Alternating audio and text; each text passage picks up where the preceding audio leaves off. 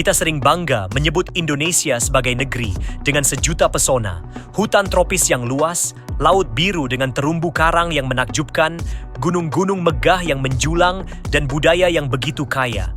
Namun di balik kebanggaan itu, ada julukan lain yang pelan-pelan melekat.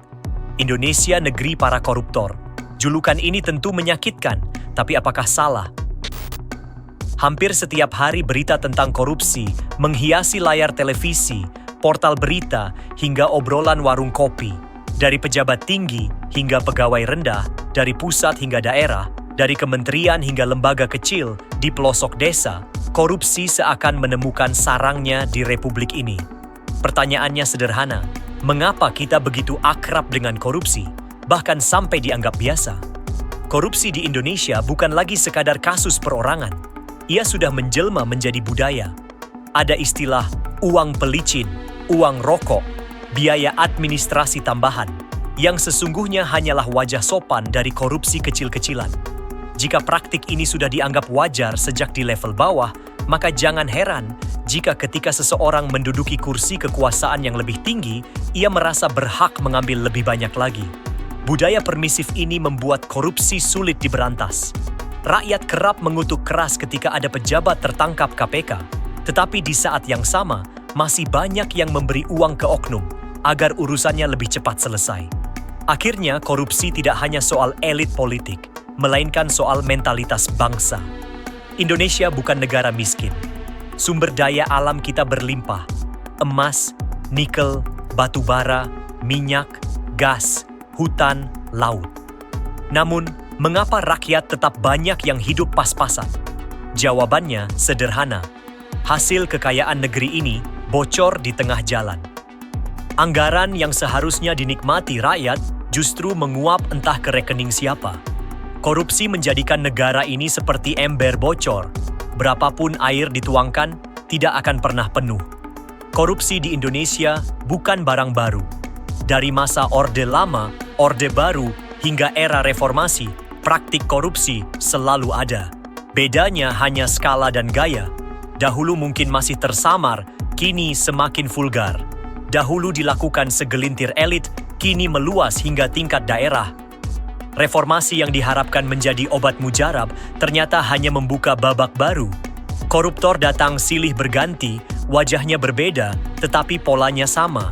Bahkan, ada ironi lain. Banyak koruptor adalah orang pintar, lulusan universitas ternama, bahkan sering tampil dengan jargon moral dan agama. Mereka pandai bicara tentang etika, integritas, dan pelayanan publik, tetapi di balik meja rapat, tangannya lihai menyembunyikan angka. Indonesia punya KPK, kejaksaan, dan kepolisian. Tapi publik sering ragu, benarkah lembaga-lembaga ini serius memberantas korupsi atau hanya menjalankan drama? Memang, ada kasus besar yang dibongkar, ada pejabat tinggi yang dijebloskan ke penjara. Namun di sisi lain, ada pula kasus-kasus yang mandek, pelaku yang mendapat hukuman ringan, atau bahkan bebas dengan alasan kesehatan. Lebih menyakitkan lagi ketika lembaga yang seharusnya jadi benteng justru ikut tercoreng kasus korupsi. Bagaimana rakyat bisa percaya pada hukum jika penegak hukum sendiri bermain mata dengan pelaku? Inilah wajah tragis Indonesia. Koruptor tidak pernah benar-benar takut. Salah satu sumber subur korupsi adalah politik. Demokrasi memang memberi kita kebebasan, tetapi kebebasan itu punya harga. Biaya kampanye yang selangit membuat para calon kepala daerah atau legislatif harus mencari modal besar. Dan ketika mereka terpilih, jalan pintas untuk mengembalikan modal adalah dengan menyedot anggaran negara. Siklus ini terus berulang. Rakyat menjadi penonton dalam drama yang sama. Pesta demokrasi digelar meriah, janji-janji manis ditebar, lalu setelah menang, yang dipikirkan bukan lagi rakyat, melainkan bagaimana mengisi pundi-pundi pribadi dan kelompok. Demokrasi tanpa integritas hanya melahirkan kompetisi siapa yang paling lihai menjarah. Tetapi jangan salah, rakyat juga punya andil. Kita seringkali mudah melupakan.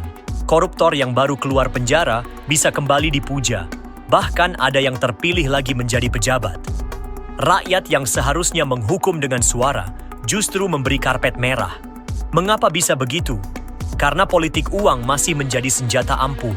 selembar uang 100.000, sekantong sembako, atau janji proyek bisa menutup mata banyak orang. Seolah-olah rakyat rela ditukar martabatnya dengan sesuatu yang fana. Inilah yang membuat koruptor tidak pernah benar-benar mati. Mereka tahu bahwa rakyat mudah dibeli. Lalu, apakah kita harus pasrah menerima julukan negeri para koruptor? Tentu tidak. Korupsi bukanlah takdir, melainkan pilihan. Dan pilihan itu bisa dilawan. Tetapi syaratnya jelas, kita harus mulai dari mentalitas. Pertama, rakyat harus berhenti permisif pada korupsi kecil. Jangan lagi menganggap uang pelicin sebagai kewajaran. Kedua, penegakan hukum harus benar-benar tegas, tanpa pandang bulu. Koruptor jangan diberi ruang untuk tawar-menawar hukum. Ketiga, politik harus dibersihkan dari biaya mahal. Transparansi dana kampanye dan pembiayaan partai politik harus dibenahi.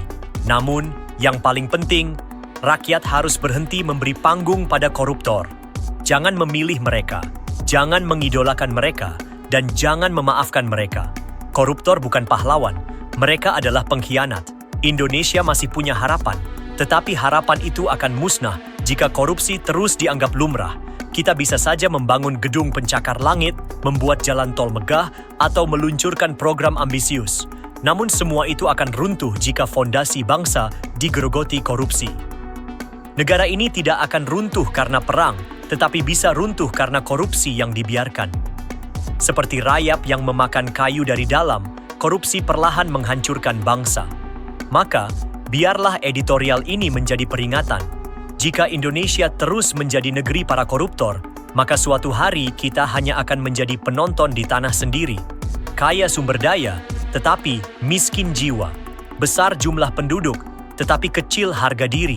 Indonesia bisa berubah, tetapi perubahan itu harus dimulai dari keberanian menolak sekecil apapun bentuk korupsi itu. Jika tidak, julukan Indonesia negeri para koruptor akan menjadi cap abadi yang diwariskan pada generasi berikutnya. Dan itu lebih memalukan daripada kemiskinan itu sendiri.